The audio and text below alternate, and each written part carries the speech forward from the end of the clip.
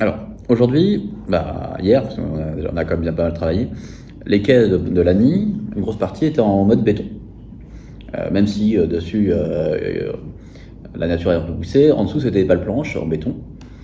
Et donc l'idée c'est d'enlever le béton, tout simplement, et revenir sur des méthodes naturelles pour solidifier le quai avec des roches, de la terre évidemment, et des plantes qui sont spécifiques pour maintenir le sol et résister à l'eau évidemment, parce que c'est quand même très très humide comme secteur. D'accord. Donc on enlève tout le béton, et Dieu sait qu'il y en avait beaucoup, et on remet de la nature en ville, parce qu'en fait c'est aussi en ville, hein. Et donc c'est assez sympathique, et on avait déjà fait ça en face sur le côté d'Amar, Pomponne, et là maintenant on est en train de reprendre. Donc on a fait une partie cette année qui est quasiment terminée. Donc c'est d'où à où en fait, de lequel, Alors, là on est de rue de alors là on est donc on parle bien du quai de la Gourdine, hein, et donc on est de la rue de l'Imprimerie au square du Canada. Donc on est sur une grosse moitié du quai de la Gourdine, D'accord. où là tous les travaux sont terminés. Il reste, on mettra juste une deuxième couche de roulement un peu plus tard pour que les voitures passent, mais on a fait un truc très très sympa, sachant que l'idée c'est de limiter la circulation en voiture quand même. Donc c'est quand même le principe, c'est une balade piétonne en vélo. On va quand même permettre aux gens d'entrer chez eux en voiture, quand même c'est plus sympa. Mais la place n'est pas la voiture. La place c'est plutôt aux habitants, profiter de ce quai qui est quand même magnifique. Très bien. Et donc il y aura une deuxième phase qui va Il y aura une deuxième phase qui débutera l'année prochaine, en septembre, parce qu'on ne peut pas travailler entre avril et septembre, pour une raison, à cause des poissons qui ont tendance à frayer. Ils fraient cette période-là, donc pour pas les gêner, pour pas gêner la nature, on ne travaille pas pas avant septembre. Et en septembre, on fera donc du centre-ville à la rue de l'Imprimerie. Très bien. Et ça combien ça a coûté en termes d'investissement? Et quel est l'objectif est-ce que c'est aussi pour prévenir des inondations? Alors, le coût global de l'opération est estimé entre 8 et 9 millions. Donc c'est pas totalement donné, mais on est très bien soutenu par la région, le département et par l'État, parce que c'est un projet qui, en termes de nature, est assez exceptionnel. Alors pas exceptionnel parce que peu de communes le font. Remettre de la nature en ville, réinvestir, enlever le béton. C'est pas un mot comme ça en l'air. Renaturation, c'est pas, les gens ne maîtrisent pas trop ce sujet-là, et c'est tellement compliqué parce qu'on travaille sur des milieux aquatiques, donc il y a beaucoup d'études préalables à faire. Il faut montrer patte blanche, il faut expliquer exactement pierre par pierre ce qu'on va faire. On va plante par plante, on a dû étudier, on a fait des études cas par cas, hein, c'est-à-dire on est allé regarder pendant 1 an comment vivaient les animaux, comment vivaient les plantes sur le territoire pour ne pas les gêner pendant les travaux, et au contraire pour pouvoir en remettre de nouvelles. Donc ce projet exceptionnel est vraiment soutenu. Est-ce que c'est lié, alors par rapport aux inondations, le vrai intérêt c'est que ça va permettre de solidifier le quai. D'accord. Ça ne vient pas empêcher les inondations, parce que les inondations, si je veux les empêcher, il faut que j'aille beaucoup en amont.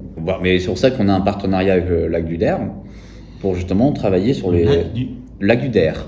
Le lac du Der. DER. D'accord. C'est l'un des 4 grands lacs gérés par l'établissement public, le PTB comme on dit, Seine Grand Lac, qui gère les 4 bassins de rétention d'eau qui sont en amont. Donc ils ont 4 bassins sur les 4 affluents là-bas, la Seine et ses 3 affluents, ce qui permet de capter l'eau en hiver et redonner de l'eau en été. Sinon nos rivières seraient sèches l'été et déborderait beaucoup plus l'hiver. C'est un truc qui a été fait il y a très très longtemps et les gens ne connaissent pas assez. Donc on travaille avec le lac du Der pour pouvoir justement mieux anticiper ces variations d'eau. Pourquoi c'est important? Parce qu'il y a les inondations, ça tout le monde en parle, mais il y a aussi l'eau potable. Aujourd'hui, l'eau potable de tout ce secteur-là, hein, que ça va de tout Marne-la-Vallée, mais même plus haut, hein, jusqu'à l'aéroport Charles de Gaulle, et même plus loin, est liée à l'usine d'eau d'Annette, qui puise l'eau en Marne. Donc s'il n'y a plus d'eau, il n'y a plus d'eau potable. D'accord. Donc c'est hyper important de gérer cette chose, et c'est un travail qui n'est pas visible, mais qui est très très minutieux. D'accord, très bien. Donc, en parlant de GEMAPI, enfin d'inondation, on peut peut-être éventuellement voir l'attaque GEMAPI. Est-ce que, alors, avant, cette opération de renaturation, c'est une opération de Marne-et-Gondoire? C'est une opération Marne-et-Gondoire. D'accord. Au niveau de la GEMAPI, alors, est-ce que vous l'avez votée? Est-ce qu'elle a été votée? Alors, on a voté GEMAPI, on a gardé le même. GEMAPI est une taxe où on vote, c'est un peu particulier, on vote la recette. D'accord.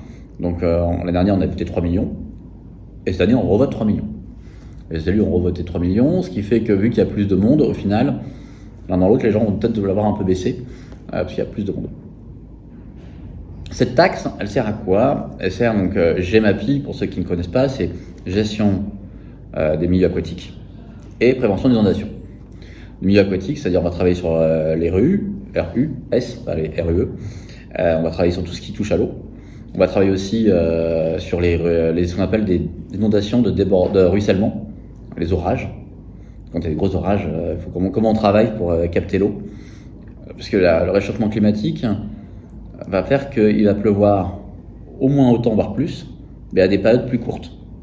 Donc ce qui fait qu'on va avoir des gros orages, et donc comment on gère ces orages, et comment on canalise l'eau, parce qu'on ne peut pas empêcher l'eau de tomber, mais comment on l'emmène quelque part, comment on essaye.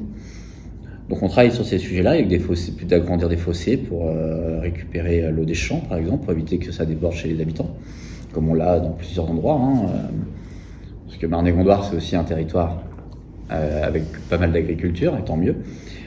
On tient à ce côté agricole et forestier. Donc comment on empêche l'eau des champs d'arriver chez les habitants. Donc c'était un vrai travail.